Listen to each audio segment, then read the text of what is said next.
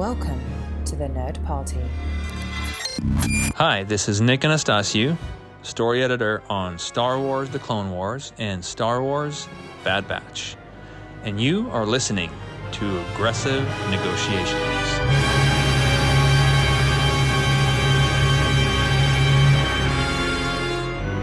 Greetings from a recently derelict and disturbingly redecorated New Republic cruiser out here in the Outer Rim. We seem to have lost our prisoner and apparently most of our crew. I am Jedi Master John Mills, and joining me in this salvage expedition to talk about the deeper corners of the Star Wars galaxy, as we love to do, is my dear friend Jedi Master Matthew Rushing. Matt, I gotta ask, is there any secret ingredient that you know of that can get blood and scorch marks out of walls? Well, John, I would encourage you, as we all learned in my Big Fat Greek Wedding, there's nothing that Windex can't do. And so a little bit of Windex on there, it's going to clean that right up. And some elbow grease. It's really going to take that out. It's a little spooky being here on the ship. I feel like this is how horror movies begin, and especially most likely horror movies in the Star Wars universe, where somehow a Sith pops out you just weren't ready for. But man, I'm really excited to be here and talking some more Star Wars now that we're in the Ahsoka era, John. Yes, that's right. Everybody, as we record this, is celebrating the one character we know for sure that is gone into every era of Star Wars that we've seen on screen, which is kind of cool when you think about it. And of course, here we're part of the Nerd Party Network. Find the network over at Join Nerd Party on Twitter. The Nerd Party is on Facebook and Instagram. The show itself, reach out to us at the Jedi Masters on X Twitter. I like that. We'll call it X Twitter. It's X Twitter. Reach out there. And of course, thenerdparty.com/contact. If you want to just give us your thoughts, but if you want to give us your reviews, please go on over to Apple Podcasts and drop a star rating and review. We would appreciate it very, very much. Listen, we both know that there are more Star Wars podcasts out there than there are stars in the Star Wars galaxy. This is true. But we would really appreciate just toss us something. That's all we ask for. We don't even ask for money. Just toss us a bone, okay? Yeah, just give me something to work with here. But, okay, now that all that's aside, Matt, you were talking about this off mic, and I think it's a really good idea worth discussing. This idea that with Ahsoka, once again, in a way that the animated series have explored, but we haven't really seen explored in live action up to this point, is this idea that we're not just dealing with a galaxy far, far away, but that in ancient times in the Star Wars galaxy, they had discovered ways to go to other galaxies and all of the possibilities that opens up. So I wanted to just sort of kick it off with that to say, when you see that there's a map leading to a place and you look at it and it points to a galaxy outside of the galaxy, do you think that this is a new and fresh thing for audiences to encounter, or do you think that this is a dead end of some sort? Yeah, obviously it's something that we've seen in places. Obviously the EU did this, of course, with the Yuuzhan Vong. I think that's probably the most well-known for fans. And then, of course, for those who are video gamers, you would have got like the Zephawins, who were a part of Jedi Fallen Order, and they actually left our galaxy and searched for peace in another galaxy. We have the understanding that Purrgil can kind of travel in and out of galaxies because of their special abilities in space travel. So the ideas of these things and there being kind of these ancient ones is not new. Obviously, too, I think, big time, the Clone Wars, we have the Mortis episodes where these people kind of outside of all of space and time in some ways. So, I mean, talk about outside the galaxy. I think, that really put, crazy on the map when it came to the spiritual realities and the ideas of other planes of existence. And, with the Force, we've seen Yoda travel to an incredible part of the galaxy in his arc in the Clone Wars as well. So, I think the thing that I was really, struck by with what Ahsoka made me think of was the places around the galaxy that we see where we go to 1,000-year-old, Dathmiri planet, where they had massive structures completely different than what we saw on Dathomir. We have these other structures that are built that hold the map that allow them to be able to see where they're supposed to go. I think of the video games then. I even think of, Andor is it known for obviously really tying heavily into the Force. But even there, right, we're on the planet where they have the eye, and you have that old structure there of where the people would come and celebrate this incredible thing every year. And so you get this idea of spiritualities and big mysteries permeating the Star Wars galaxy in much the same way you would from almost, kind of any Indiana Jones movie, where our civilization is just built on another civilization, which is built on another. And the Star Wars galaxy feels real and old in that way. And to me, that's kind of what I was just like thinking of while watching Ahsoka. It's just like how rich the Star Wars galaxy really is. And it's never really the big focus, but there's just something so fun to me about being able to pull these ideas out every once in a while and play with them. Archaeologically, that bend that you're going on is the most interesting, specifically because it ties into this idea that if you go into, say, the books, I always make reference to Chariots of the Gods by Eric von Daniken, but if you go to these other books, and I think Graham Hancock is his name, he has like a book called Fingerprints of the Gods, where he goes through and he says a lot of what we think about the track that society went on in development is not accurate, that there were older societies, very accomplished and technological societies that were wiped out, and that there's been this pattern of reasonably advanced societies getting wiped out time and again, and then everything builds back over it. And I think that this idea of uncovering these mystical things that underlay a very materialistic galaxy,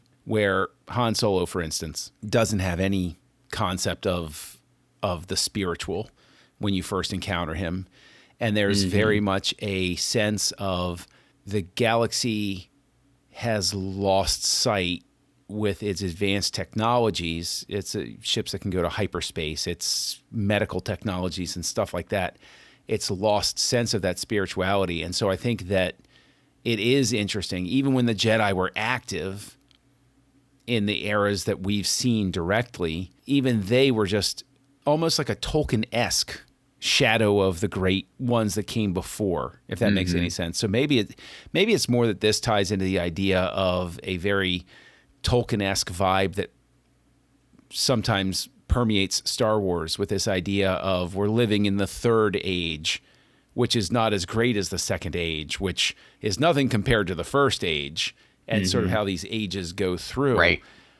My question becomes, do they open a door here? If they find another galaxy to go to that they have a map to, are we suddenly blowing open all of the possibilities of what Star Wars could do or be, and opening ourselves to basically endless stories that will just never come to a conclusion?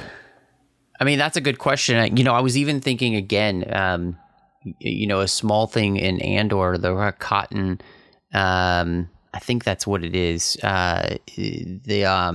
It's from the Knights of the Old Republic game. So, you have even in the crystal that Andor is given as down payment, right, to hold on to, which is a reference all the way back to, the Knights of the Old Republic game. And so, again, a very old civilization. So your question, I'm thinking about, the opening up of this other galaxy and everything. I'm also wondering, is this actually a way to explain why certain characters aren't around, during the sequel trilogy era because we're off fighting another war in another galaxy, trying to save our own galaxy from another war. I don't know. But it just, like you said, it creates all of these realms of possibility. But I think it also opens up by subtly putting these layers in here, then to go back and do some sort of like Old Republic show or something like that.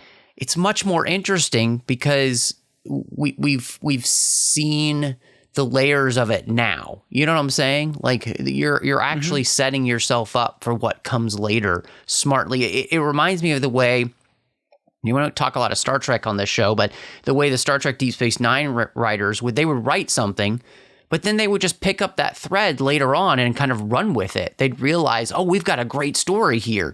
It wasn't necessarily the main plan, but they turned it into the main plan because they were able to find a way to really make it into something. And I think by doing shows like this, whether it's The Mandalorian or Ahsoka, even the stuff we did in the Clone Wars, there's all of these pieces then that you can pick up later on and play with. And so I think that's what it shows me is that the Star Wars universe is rife with mysteries that are just looking to be finally explored if you can find a way to do it right. Well, I like the idea of what you're talking about, that this could wind up being the way to explain why certain people aren't active during, say, for instance, the sequel trilogy era.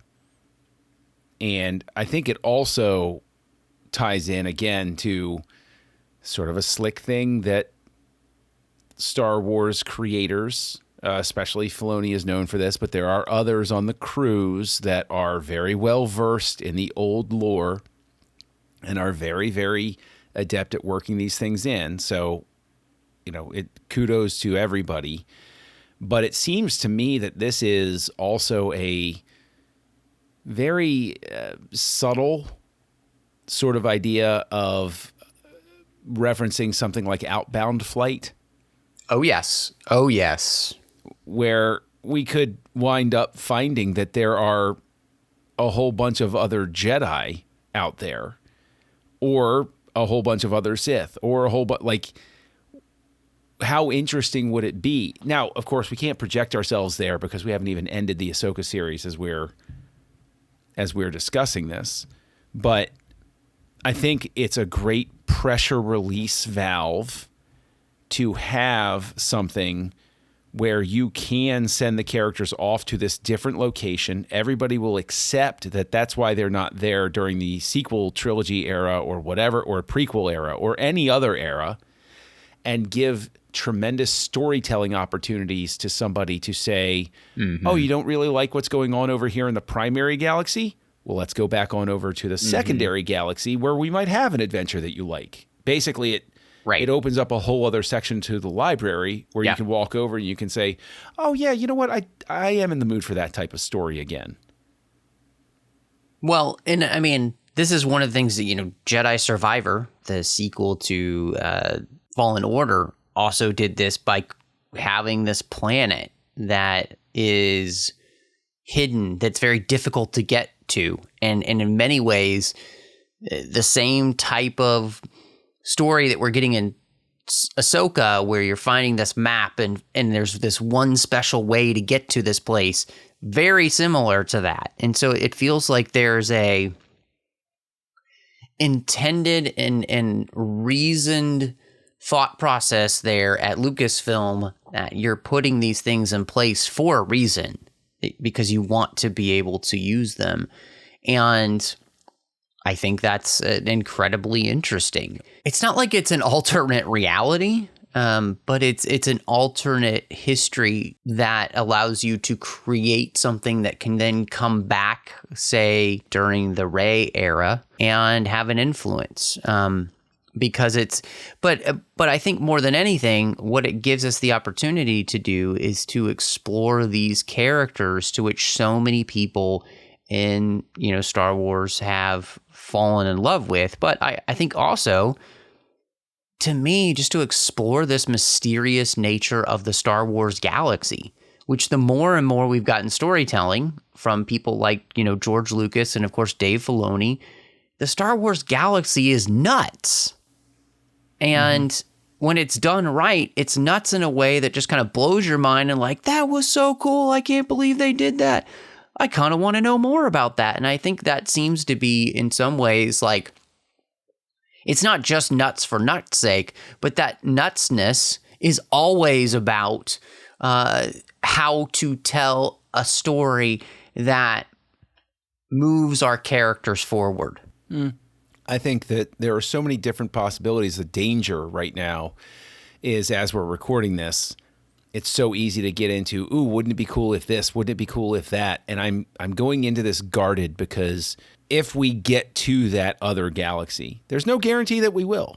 Right. But if we were to get there, I am so curious as to what the rules of that galaxy will be, because going even before the Vong, going back to the original Marvel comic series with the Nagai, they were the original extragalactic threat. And we also know that one of the things that people have always tried to square up is the idea of the Salamir in the original Thrawn trilogy. Like, there's a part of me that's really curious, is like, is this the galaxy without the Force? And so that's why Jedi are like really thrown out of whack or something. And I'm not trying to get into speculation. I'm just trying to use that as an example of there's so much possible with what they are heading toward with this. Well, and the question then, I mean, obviously the Dathmiri are a part of this in a big way with Morgan Elsbeth. I think that also creates a question of, are the Dathmiri from that universe in some way? And that's why their magic is in touch with the Force, but it's different, and so there's this, I think there's just so many incredible opportunities for storytelling that are really interesting to me. But I think at the same time, I like when I'm watching Star Wars, because this is the thing that always struck me from the very first time I saw the original trilogy, was the way in which every scene seemed to scream at you, this universe has been going on for a long time. And it's lived in, and there's so much about it around every corner. It's like if you just looked right off screen, you would see something. And I think that's fascinating to me. And the thing to which these shows are utilizing those mysteries and continuing to kind of build into those mysteries for their benefit. But at the same time, just raising more of those I just feel like just right there's so much storytelling opportunity, and I want to know more about the thing. And that's fun to me. Like, I enjoy the speculation, but I also just enjoy the joy of watching a show that is so visually interesting and feels so, and this feels weird to say about the ridiculous fantasy show, but it feels so real that I want to be able to know more about this thing. And that, I think that's just incredibly well done then. Well, just as sort of like a parting thought, one of the reasons I also gravitate toward this idea of, we'll go outside the galaxy. I might annoy somebody who's a big Marvel fan that's listening and something like that, but this to me is a more worthwhile expression of the storytelling instinct that has taken over everybody else with the multiverse theory. And instead, multiple galaxies is not a theory. It's a thing. So why don't we go down that road instead, guys? Why don't we go down there and explore multiple galaxies instead of multiverses at this point? Because even when we explore the multiverse, it's always simply, how is it different on this one planet? It's like, okay, still limited here. Right. We're still kind of limited in what we're looking at, but that's fine. Ultimately, the thing that excites me most is that this is the first live action venture that is embracing the insanity, I mean that in a good way, of the animated series. The animated series never felt limited by what had come before. If there was something nuts, for instance, helicopter lightsabers, and somebody said, I want to do a helicopter lightsaber. And they figured out, could we make it work? Sure, why not? Let's have fun. This feels more like that expression of why not do it? Why be limited? Why not go for it? Let's do this thing. And that's what I think this travel to another galaxy impulse is it's a little bit crazy, it's a little bit odd, and it's entirely fresh without being continuity disruptive, if that makes sense. Yeah, I mean, I like what you're saying there because, and I agree with you wholeheartedly that, and we talked about this last week, so I think this is interesting, kind of building upon that idea of why the Star Wars animation has been such a successful storytelling platform. And I think that's because that it embraced all that Star Wars had to offer, even the crazier sides, right? I mean, I always come back to, before the Mortis arc and all that stuff, we had basically a Godzilla episode. Mm-hmm. And we found a way to make that work within the storytelling structure of Star Wars and make it feel completely Star Wars and not forced or weird or alien or whatnot. Mm-hmm.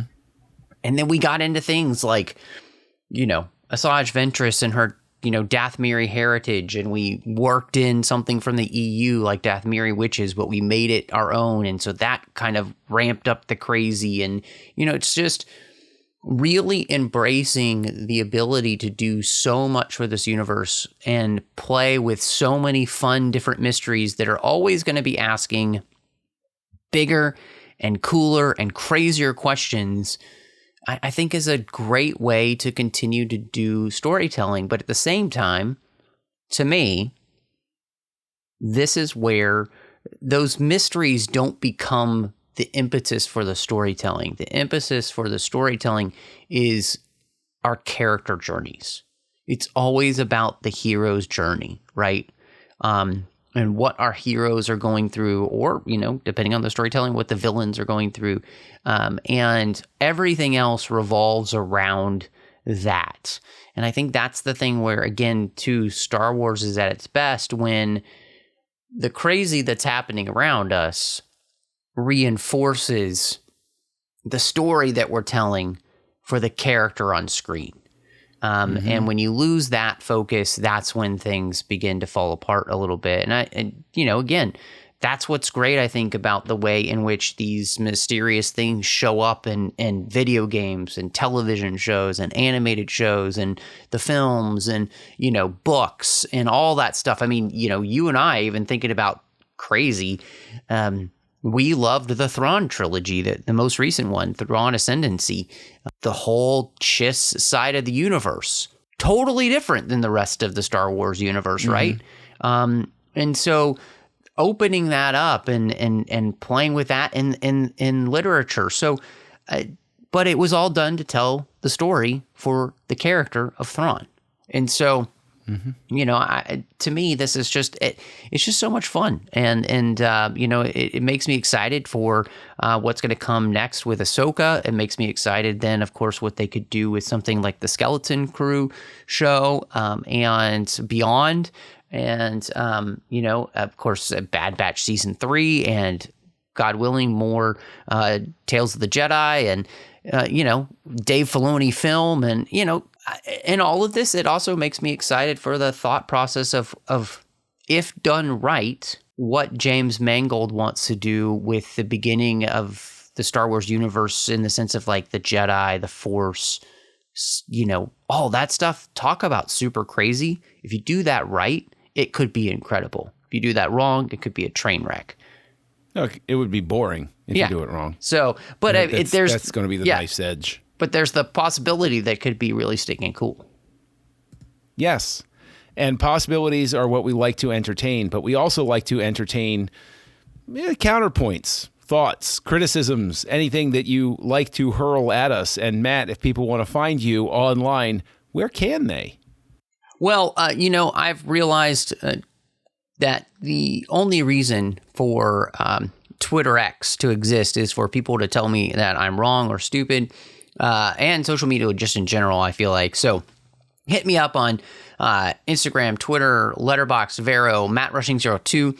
Here on the network, you can find me doing Outposts, where we talk about Harry Potter series, one chapter at a time. We've covered that entire series, so we hope you'll enjoy that show. Over on the TFM network, where you'll find me doing a bunch of shows. One is called the 602 Club, and we talk about all of the fandoms we love, including Star Wars. John's also a frequent guest over there, so we hope you'll check that out. We've also got Literary Treks, The Orb, Warp 5, Saddle Up, and The Artificial Tango. But John, when you're not trying to find where they kept the hidden whiskey vault on this derelict ship, where can they find you? Wow, hey, come on. That would be rude of me to be looking around for the captain's private stats of Corellian brandy, and I also deserve it. But you can find me out there as Kessel Junkie. Haha, have fun if you will. Yay. Probably Letterboxd is the only place that you'd like to connect with me online. I do lurk on Twitter as well. You can also find me right here on the network co-hosting a show called House Lights, where, hold on to your hats, we talk about movies. I co-host that with Tristan Riddell and Darren Moser, and we have a time. Won't you have a time with us? And speaking of time, it is time, Master Rushing, to close these negotiations. John, negotiations are closed. Join the revolution. Join the Nerd Party.